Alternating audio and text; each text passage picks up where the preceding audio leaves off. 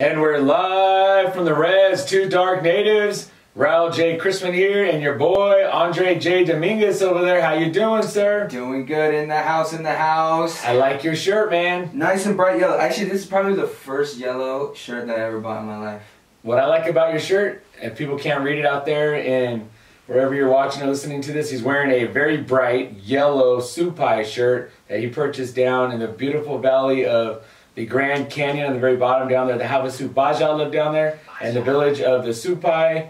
And Andre and his uncle Boogie both purchased shirts that were bright yellow. Represent yellow. Representing. And then they were walking behind me, so I looked like I was famous. Walking through the canyons. And apparently they didn't sell extra large or 2XL shirts. They only sold medium. This is all XL. Yeah, don't be lying. That's a medium. Boogie's for sure is a medium. This is for sure a medium. That was the tightest shirt I ever seen. How was your trip down there? What was your experience? It was good, and you know, I've been down to Supai a few times. I've been blessed to have the opportunity to go down there, and it's a unique experience, man. I love it, and I like to take, you know, in our singing group, we have people that haven't been there and some that have, and I like to try to take somebody who hasn't been there, you know, especially like a youth, if they have the opportunity to see that, because, you know, we go res hopping, but Supai res is a different res than we probably see anywhere else, I feel like. It's a little different of hopping, yeah. It's a trip. It's a trip. What do you always say? There's always like things I always find myself saying when I go there. It's like, you bust out the Back to the Future, where we are going, there are no roads. It's all true, too. First time I went down there, you know, we got flown in through a helicopter. There's only 3 ways to get down there. You can't drive down, obviously, so you have to either walk down, which is what most tourists do. It's a beautiful hike. I think it's 10 miles into the main village, and then a few more to the waterfalls. The other way is to take one of their burros. They look like, what are they, donkeys and horses? Horses, mule or something like that, huh? Yeah, they have like these packs, you know, like, I don't know, like a dozen of them, and they come out early in the morning. They leave like 3, 4 in the morning, get them all ready, and then they see them like, you know, first break of light, I don't know, maybe 5, 6 in the morning, they're walking them out, and they're taking items and people out, and then they get to the top and they bring people in. So they do those, and then the third way, of course, is just to helicopter in. And I think that's probably the coolest way. VIP service. Get to the chopper now! Everyone in! That's the other thing I always say, especially when we're leaving. Because if you never rode a helicopter, I don't care where you're at, that helicopter lands and the wind starts blowing on you. You just hear the CCR music in the background. You think you're in Vietnam or something. You're running and it's like, get to the chopper! You know? And when you're in the chopper, you just feel like you're flying into like Woodstock 99 or like, you just feel famous or something. I don't know. Yeah. It's a really cool feeling to fly in somewhere. It's a little trippy, yeah. You get the, you know, because it's kind of like you're in the canyon, right? And you have like updraft and all that stuff with the wind, so you kind of get pushed here and there. Yeah. It's kind of a little freaky, but. Yeah. And that first drop, you know, you're in a helicopter, and you're like, ooh, what did I do? And then it just kind of lifts up and it just drops into the valley, and you're just like, ah. Yeah, and like for me, when the first time I went, I sat in front with the pilot, and like he doesn't. I mean, the guy didn't talk to me at the time. He's got a job to do, obviously, but it was just weird seeing all the controls. Like, if I just did this, or you know, yeah, we bumped the guy a little bit, and we all done. So I'm like trying to not touch him, trying to not like bother him. You know, it's a little different than driving in a car with somebody. Yeah, absolutely. And then the whole process, you know, like you're seeing these guys again. There's no roads down there. So they fly all their stuff in, you know, so, you know, they have animals down there, so they're bringing in feed, they're bringing in supplies for the store, they're bringing in food, drinks. Sometimes you see people flying with birthday cakes or, you know, whatever random stuff, balloons, yeah. Because, you know, they're going to be celebrating something down there or whatnot, and it's just a cool experience. I always feel like for youth, they must really trip out because, like I said, we go to a lot of reservations, but to go down there and to see the people down there, I think the people are very beautiful down there, and that you still see a lot of tradition and culture down there very strong. And it's not like you go some places and you see the tradition real strong and you know that they have probably like a really strong cultural program or they have classes or, you know, they have somebody teaching language or something. Down there it's still kind of old school where, you know, people are learning from their parents, you know, their parents' language, they're learning from their grandparents. They're, you know, there's like that generational knowledge and everything they do is still very much intact. Where, you know, like you come out this way, and you have pockets of people that have generational knowledge, learn from their parents, but the majority of our people, I feel like, learn or are learning right now from like classes. So they're learning from somebody else's family's generational knowledge, which is fine because we're all, you know, we're all one and we're all the same people and we're all family at some point. Well, we're not all cousins though, hey. But you know, down there you see that generational knowledge. and some of those guys don't seem to speak too good English, you know, and I really respect that because they speak your language really strong. Yeah, real strong. It was, yeah, I think pretty much everybody. I mean, a lot of the people I've seen were like their first instinct wasn't to go talk in English. Yeah. You know, that's not, obviously, you know, it wasn't the first instinct, and that's, you know, I don't know. It's I think it's just it's a trip because, you know, you're in America, and for us, we're in San Diego. You know, that's the first thing that comes out of people's mouths. You know, you know. No matter how diverse, right? You always no matter how diverse, out. Yeah, it's the first thing that comes. You know, kind of comes out. So being down there, it's like the first thing that comes out is that language. So it's like it's different, you know. Especially even seeing, because we were down there with a bunch of tourists, you know, you just still kind of see, you know, you envision, you know, that type of, you know, English be spoken because there's so much traffic, but like the first thing is, you know, their language. And I feel like too with their culture, like here, a lot of it I feel like is based in the idea of like, yeah, let's represent. We got to represent our people, and down there I feel like there's a lot like just still the real connection to spirituality. And you know, when everything they do, I feel like it still has like a lot of purpose. You know, like they're not just putting like ribbons on a shirt or a dress. Like if you ask them, they'll say like, you know, this design represents somebody in their family, or it represents the water down there, or the sky, or a location, or something in their stories. And I think sometimes out here we kind of lose sight of that. You know, we get kind of flashy in the modern times, and you know, we're throwing all kinds of crazy colors, or not to down anybody or anything. You know, culture always moves, but you know, like sometimes ladies will have dresses and they just have kind of random designs on there, and they, you know, you don't know if there's a meaning to that or not. But down there, you get the idea or the feeling that a lot of the stuff they do has real deep meaning. You know, and they're wearing colors and designs of their parents. Like I said, it's generational knowledge. So I think that's really beautiful. Last time we were there, when we went in, we saw that Ramada they built that Ramada for their ceremony, and yeah, that was pretty cool. It was cool. Yeah, and yeah, all that arrowweed on top of that is like, and you kind of think about, you know, they just got all that resources down there that they can just, you know, open up. Because there's, you know, you think about, I mean, when I thought about the Grand Canyon, I just think it was like desert, you know, everything. But you go down there, it's a canyon, obviously. So there's, you know, it's with all the rains and everything this year, it was just plentiful. I mean, the first time we went there, I mean, there was pathways obviously, but then the second time, it like looked like the pathways are all, you know, closed up with all the overgrowth of everything. So they have a lot of that resources. So you know, just to be able to put up a Ramada real quick, you know. The one thing that I noticed is that every time I've been down there, you talk about those resources and the rain really affects those guys, you know. And so many tourists go down there, people go down there, and I know that one of the guys down there told me that when it rains, it's like cleaning the area, you know, like it replenishes it, and every time I've been down there, I swear it looks a little different. Like, you know, the water does transform it a little bit, or the growth, you know, is higher sometimes or not so high sometimes, and it does have kind of a little bit of a different look every time. But I think like the vibe is always the same, and that for me, I always have a good feeling down there. First time I went down there, I was a little nervous. People told me that, yeah, if it rains a lot, you know, like it'll flood and you might have to get helicoptered out like in a net. I'm going like, wait, what? In a net? You know, and talking to people down there and like, oh yeah, you know, that happened one time and I got helicoptered out in a net. When I first went, I took a bunch of kids, you know, I took my kids. My children were very young at that time. I had Ryder and a stroller, and I'm trying to push them through that sand down there.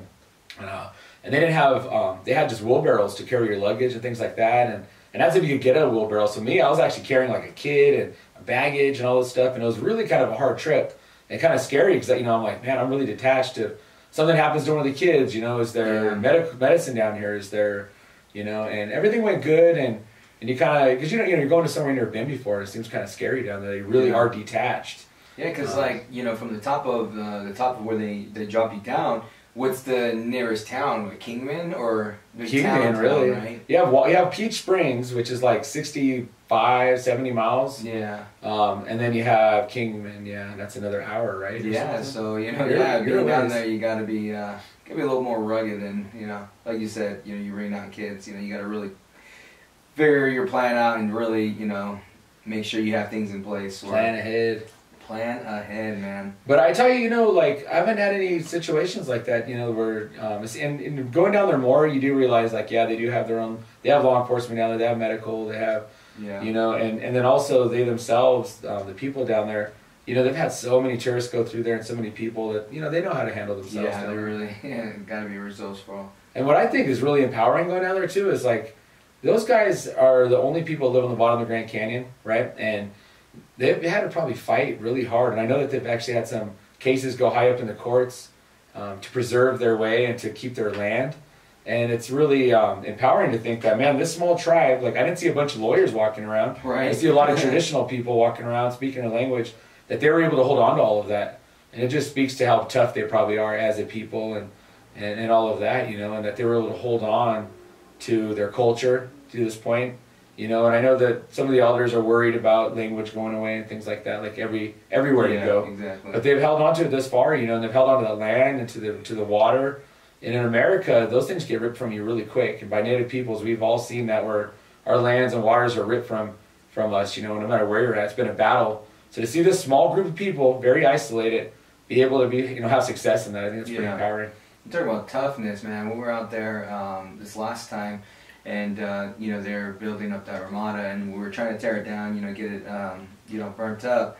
Man, what was that lady that was just, I swear, I'm like, I'm not even joking, like, these are big poles, man, and she's a feminine looking lady. You wouldn't think she had much strength, man. She was picking those things up. I was telling my brother when I got home, I said, "Do you have no idea? Like, I'm not even joking. These things are heavy, bro." Hey, all res women are like, "Oh, we're burly," and like, "Yeah, we're okay," but yeah, you are. But no, this lady has strength, dude. And picking up like logs that are on fire, like that's the crazy part. Like, it's one thing that the thing's heavy, right? Yeah. It's another thing that the things are on fire and you're chucking them, you know. And they make it, man. She was making it. Heck yeah, man. I mean, one time, not the last time, but 2 times ago, I think there was an elder who got up and she was speaking about, like, when she was young, like they made their own homes out of the surrounding what was down there, the wood and the, you know, made like adobe type stuff, and you know, they got the water out of the stream and were still using that to drink out of. They were, you know, like literally living off the ground in her lifestyle and her lifetime.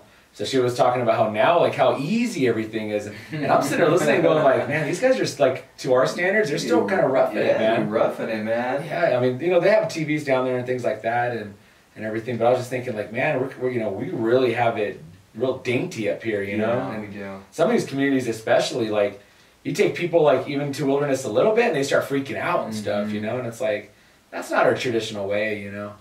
And what's sad, I think, is, like, you go down there, you know, one time I went down there and somebody came up to me and said, "Hey, do you have somewhere to stay, or your kids, your group, you guys okay?" And I said, "Oh, no, they got us accommodations, you know, and they're taking care of us." I said, "Okay, good," you know, because what they were going to do is have us sleep at their house in their beds, and they were going to camp outside. Whoa. They put tents outside, and they were sleeping there, so that everybody that came in for their gathering they were having, they were going to have them use their house. Wow. So I just thought, man, that's so traditional. You know, it's Kumeyaay, we say halka, we're supposed to extend that fire, we're supposed to give that fire to people coming in, you know, and which means food and water and take care of them, you know, as they're passing through and everything. But I feel like sometimes we lose that, you know, we forgot that. People come into our communities for gatherings. I don't know that anybody's giving up their bed, you know. I mean, they might say you can park your car in my yard, but I don't know that anybody's like, "Hey, you know, thank you for coming to our community. If you want to use my bed, sleep in it," you know. Like, I've never been told that anywhere else. Yeah, exactly. Yeah, I think, you know, too, you know, you talk about giving up your bed, like, you go down there's not too many houses down there, you know, so to be able to do that, and then they do got a lodge, you know, but if you talk about, you know, people coming in for gatherings, and then you got the tourists, like, that's a big deal to, you know, to give that up, you know. Well, for us, it's like, like you said, you got your house, you got your car, you know, there's hotels, just book a hotel, you know, but yeah, it's a big deal to give up your bed in your house to go sleep outside. Yeah, that's the way though. It's the Indian way. You talk to real traditional people, and it's like that everywhere. That's a common thing. They're like, you know, you give. People come in, you give. I've seen my wife, like, we've gone, you know, we travel a lot, and I've seen a lot of women, like, literally take off their earrings and gift them to Van like that. And it's like, God, it's such a and she really cherishes those things. To see the goodness be given, like, her really cherish that. You look at that and go, man, that is such a powerful way of being. Yeah. And it's the way our ancestors lived. It's what they believed and they had faith in. And it's what the teachings are that, you know, we're taught. It's what, you know, natives all across, you know, the country are taught. In Turtle Island, you know, we're taught to be that way. And it's something, I think sometimes we're losing that, you know. You don't see people just like, "Hey, it's a nice shirt." You know, you don't see people, like, gift that or, like, want to gift anything sometimes, you know. And, but down there, you definitely see that. You see them willing to take care of you as best they can and things like that. And a lot of the traditional communities I've been to, I've seen that. But yeah, I've seen women just take off their earrings and just give them to my wife like that. And first time I seen that, I was like, God, that's beautiful. You know, such a nice gesture, you know? Yeah. Because, you know, in the more contemporary times, you get women all trying to like, oh, she's wearing the same you know, they want to start trying to battle over like who looks better. And it's like this woman saying, I'm going to take some of what's making me pop right now, what's giving me beauty, and I'm going to extend that to you, and you can have that. Yeah. And hopefully you look beautiful with them too. You know, we'll share that beauty and walk together. That's a gesture that's powerful. You know? Yeah, you think about the time that was put into that earrings. You know, what if they were the ones who did it? You know, yeah, they made it themselves. Yeah, exactly. It's a lot to do to give up. So tell me, I've been there, hey, but tell the people out there about the water, man, the water. Yeah, so, I mean, the first time I went down there, like you said, it's a couple miles hiked in. When you start hiking past, you know, the little creek and on, you know, forward, down towards the main, or the big fall that I haven't gone any further. Is that the main fall, or? Yeah, we've gone to the far one. Yeah, so you go down there and you just start to see that water, and the first time I seen it, like, you know, I've seen pictures of it. I think most people have, you know, probably seen pictures of the water down there. But when you start walking and you see the first little falls and you're just like, whoa, you're like pretty amazed by, like, you know, the falls itself, the water, the beauty of it, because you got like the red sand out there where it's like reddish, and then you have, you know, that blue, and it's like, okay, and then you see like the trees and everything around it. But then when you start getting further and further down, and you start getting to that first turn before you hit that blue water, it's like, it's the most insane blue you've ever seen in your whole life. It's like, when I first seen it, I didn't even know things like that like existed. It was so crazy, especially down, like you talk about, you know, it's a little place out in the middle of, you know, the Grand Canyon. Yeah, you think there's water, but not like that, you know. It's a deep blue blue and white that I've never seen before. My first experience with that blue water, like I said, I was down there with my little ones. I had two kids that were like, I think Ryder must have been like maybe 2 or 3. He was young, and then Rhiannon's a year older, and they were tired. So I was carrying them, I was carrying stuff. Our whole crew, it was warm. It was really warm. I think the thing about the canyon down there is like there's a lot of rocks. So when it gets cold, it gets real cold, and when it gets hot, it gets real hot, and kind of quick.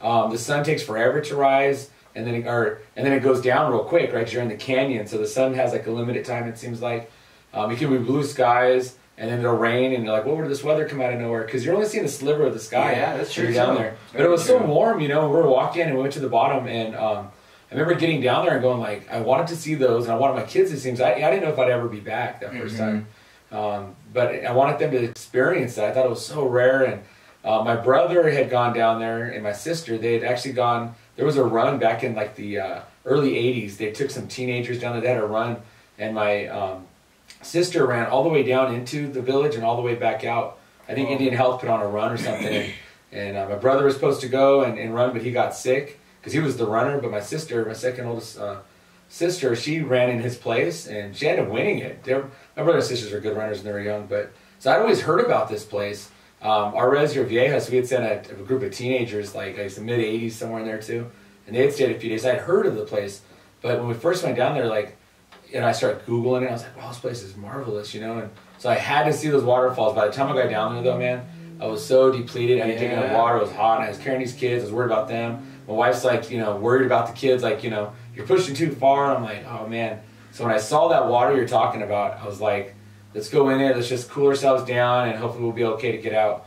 So I did. I bathed my kid's head a little bit with it and cooled him down, sat him in the shade. And I was like, I'm going to get in this water. My body was just wore out. And I remember jumping in and just being in that water, and I was just like, and it was cold. It felt so good. And I remember my leg, everything just was relaxed. I was just like, wow, it feels so good. I just felt like a million miles away from home. And so I got out of the water, and we got ready to go head back. And I felt like $1 million. I was like, man, I feel good. And I'm like bouncing around. I got my kids. I'm carrying them. They felt good. And we got back to the to our quarters there to go get cleaned up and get ready for, I forgot what we're doing that, maybe gathering or whatever. But I told my wife, I said, those waters are like magical.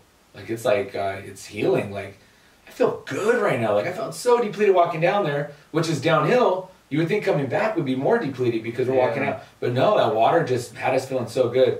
And so I knew then that place was a very special place, that water was very you know, sacred, you know, and special.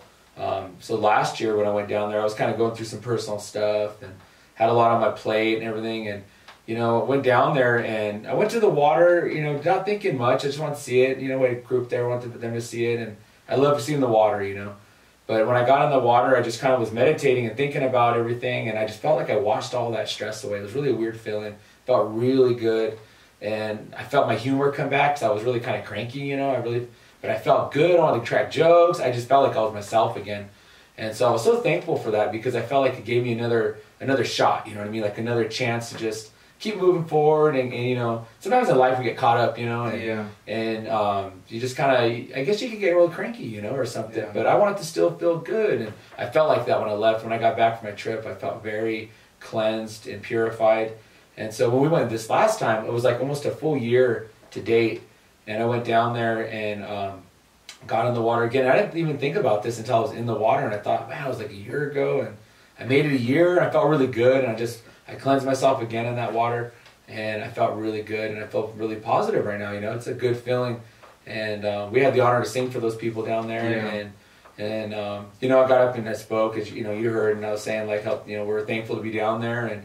And for me, it was just a small price or something small that I was offering their people some songs, because to me, the opportunity to see that beauty, take part in it, for them to invite us in is such a huge honor and beautiful opportunity that I was just really thankful. And then for the personal healing that I felt like my soul received in that water, I just felt like I wanted to give something back. So when they asked me to come sing, I was like, yeah, you know, I'd love to be down there and share a little bit of myself and, well, of ourselves, you know, that we were down there. And so I think of that water, I just think it's so beautiful, but not like on the pictures, people are like, oh, it's beautiful. It's, you know, it's like so majestic, you know.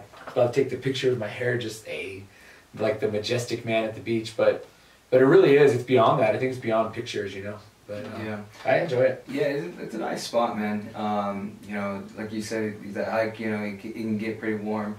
And you know, if you're a tourist or anything like that, you know, you definitely go down there, and the scene is it's really like out of the way. It's out of the way.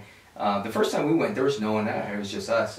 We had the opportunity to get there, or to be there by ourselves, and you're boxing in this, you know, this little, pretty much a dome, it almost looks like, because the walls are so high, you know. Yeah. And you have the ability to just lay in that water, swim in that water, and then just forget about all your worries, because, you know, you got the heat, you got, you know, there's so much things going on, but then you step in there, it's nice, it's cold, it's fresh, refreshing, you got the beauty, you're able to just, you know, relax for that time being. Yeah. And that would be a, you know, amazing thing to, you know, to be able to let go of your worries and give you a restart like you were talking about. And that sky is beautiful, right? Oh man, it's all clean. Yeah. It's a good place. You know, one thing I like about down there too, I mean, and now that I'm seeing that, is like, you know, being able to go down there a few times is like you get to know the people a little bit, you know. And like this last time we went down there was a couple elders I was looking for, and you know, one of them, you know, she's actually in the hospital right now. She wasn't down there. I was bummed to see that, but I got to see her talk to her son, and you know, he was telling me what's going on. So definitely, you know, prayers and thoughts to her and her family. She gets, you know, gets well soon. But to see those people down there, you know, and not this time, but last time we were there, you know, we got to see the Guardians of the Galaxy, as I call them, but the Guardians of the Grand Canyon. They do the ram dance, and they do the circle dance down there with the drum and those beautiful songs. And of course they sing Bird down there. A couple elder gentlemen down there that sing, and you know, it's just cool, man. You know, like when I first went down there, I thought to myself, God, I'm so far from home, and these dudes sing Bird too. Like, wow, you know. And I sang some song, and I listened to one of their old guys sing it. I swear to God, he sounded like my dad the way he sang. He's an older style, and he sang like that, like how my dad sings a little bit, you know. And I try to sound like my dad, but I really don't. He, you know, he has it's an older style, you know. Like I'm kind of young, so I think I sing a little faster maybe or something. I don't know. It just don't sound the exact same.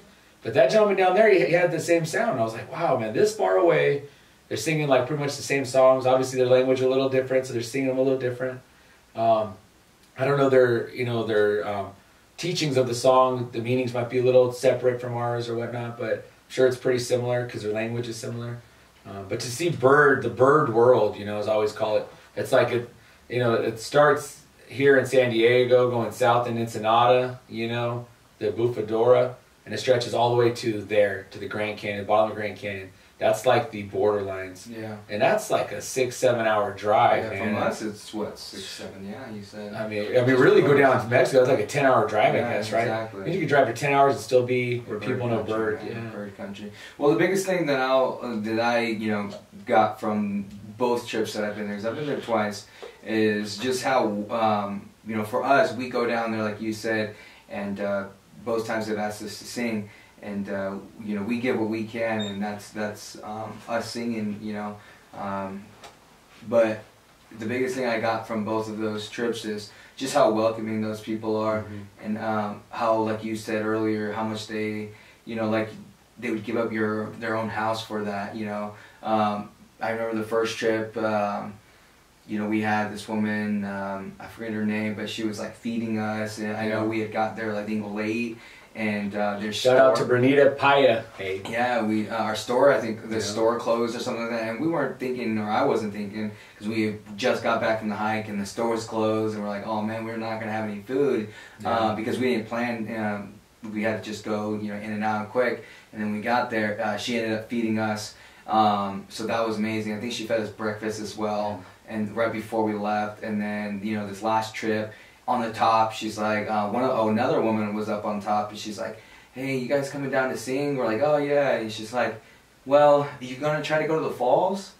And we're like, oh yeah, we're gonna try to make it down there. She's like, well, take my spot, because she was waiting for the helicopter. Oh yeah. And we had showed up, right when we showed up, she's like, well, just take my spot, and then you guys will be able to go, down to the falls, so just things like that.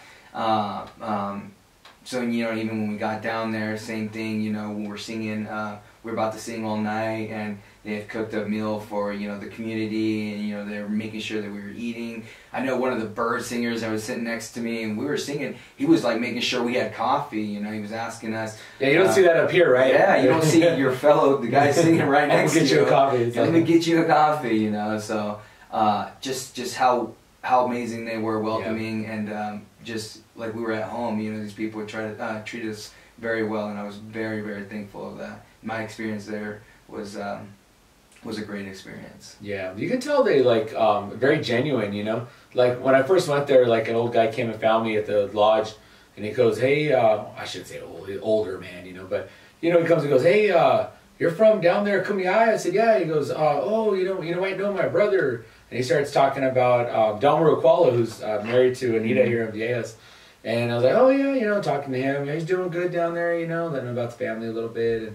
And it was just like real genuine, like they really keep eye on each other. Like, yeah, we have a Supai, went here, we have a Supai that went there. And, this last time this lady was telling me about her going to Europe, She's like, it was cool to see one of us Supai get it to Europe, and it was just, it's real remarkable that they kind of keep eye on each other and keep track of each other. They were asking last time too, they were talking about Cody from out in Campo, and because his father's from down there, so they keep track of each other. I really like that. So anyways, it's a beautiful spot down there in Supai. It is. And hopefully we make it back sometime, We'll be back over there for sure. Hopefully, even if they don't invite us, we'll probably hike. I want to hike in though. Now that the kids are older, we all got to hike in. And maybe for their peach festival, or if they do Gathering of the Pie down there sometime, go down there. And everybody else that hasn't been down there, find a way to get accommodations, and down there, get online and talk to a travel agent, get down there, and of course when you go down there, have respect, and one love to all type, and so shout out to all the people down there in the Supai Nation, man. You guys are amazing. Thank you for my first yellow shirt. Hunkyo. Yeah. All right, y'all. Take care, everybody. Take care.